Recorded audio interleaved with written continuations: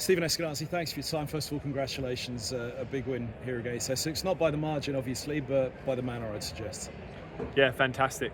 For the group to get some reward for some of the fantastic cricket we played over the last 4 games, and to keep putting some points next to our name on the table and hopefully climb that ladder is amazing for us to see some of the fruits of our labour, and is a reinforcement of the really good things that we've been doing.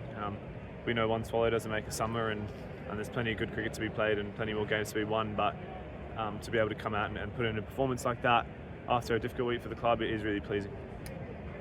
The last 5 matches, mixed results, but performance-wise, I don't particularly remember seeing Middlesex put 5 games together like that in T20 cricket. Is that a fair comment? Can you remember a similar run? Yeah, there's no doubt that's, from an attitude perspective, the best that we've approached a set of games. And we did come together after 2 losses and kind of draw a line in the sand and say, look, do we want this to be one of those seasons where it's here we go again, and we win 2 of the last 4 and we think we've made progress, or do we want to really come together and be about something a little bit bigger than ourselves, a little bit bigger than just the win or loss column, and start to build for blasting through the ceiling that we've had the last couple of years. And look, I'm not sitting here saying that we've cracked it by any means, but when you take wins and losses out of it and you're reflecting on attitude and you're reflecting on process and you're reflecting on the type of cricket you want to play, the results inevitably come. It might just take a little bit of time. I mean, the Somerset game, for example, I thought was a prime example where on paper it was a defeat, and it was a defeat, but the performance was something different. Hampshire was a funny old game, wasn't it? But that Somerset game in particular said to me there was something different about Middlesex. Yeah, definitely. And I think that happens when fresh faces walk through the door with none of the baggage that maybe a few of us had from previous years. As I said, people like Ben Getty, Zafar Gohar coming in, Kane is one of the best players in the world. They come in with a spring in their step, and they play differently in environments because they've come from successful places and they've been successful at them. And I think that's the key to creating sustained success is taking what was already fantastic about our group, which there was, regardless of the results the last couple of years. There's a reason why Lewis Deploy, Maxie Holden and these guys are playing franchise cricket, and other teams really want their services because they're fantastic players and fantastic people. So you add a little bit of quality and a bit of depth, and some fantastic support from support staff, then you start to get a bit more consistency.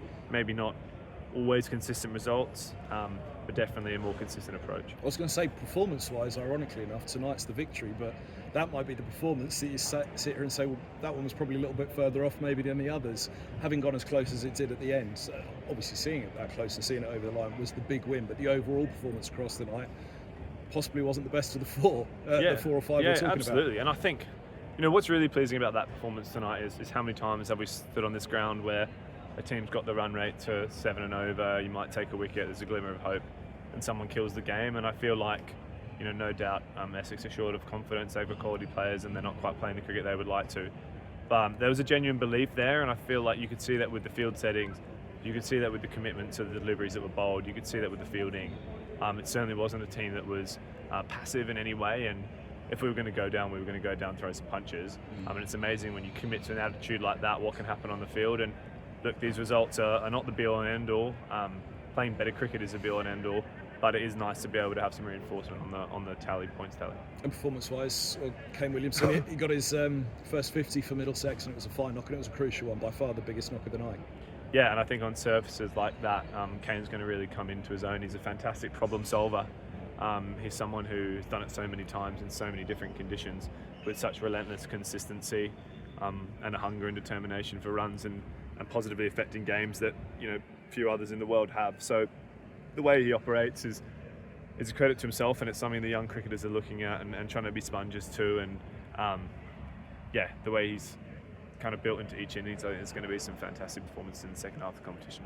We could pick through a lot of performances tonight, including the bowlers. You've mentioned names there, Zafar, Luke. It feels like there's a formula coming together, and it's credit to everybody in terms of the dressing room. But it must have been a funny one coming into tonight after a difficult week. We're talking about 4 good performances for Middlesex in T20, but then you come into this one after what was a challenging week. Yeah, absolutely. And I think that's been the really nice thing about not judging yourself solely on wins and losses, and actually being able to take some positivity from Somerset and Hampshire, even though we only walked away with 2 points from a possible 8. A buoyant bus journey on the way back. Some guys really thinking, gee, that's the start of something against two high quality oppositions, and naturally that's where you're pitting yourself against those guys, your Hampshires, your Somersets, your Surreys, and if you're taking those guys all the way, which we did do, you're doing a hell of a lot of things right. So we knew that if we could replicate and go above and beyond those performances, keep being brave, keep having a fearless mindset and attitude, that the skills we have in that dressing room are as good, if not better, than anywhere else in the country. So once we get a bit of confidence from a few results and a couple of good passages of play, I really do think that hopefully everyone who comes to watch us play and all the members, supporters will see a different side to this group. Was it easy to keep that momentum going off the back of that bus journey back going into this game? Because obviously it would be a roller coaster ride, as we all know, coming into this game as there was. I guess you as captain and the coaches had to come together and keep that focus for this game. Yeah, and I think as a playing group, it would have been remiss of us to throw everything out the window there.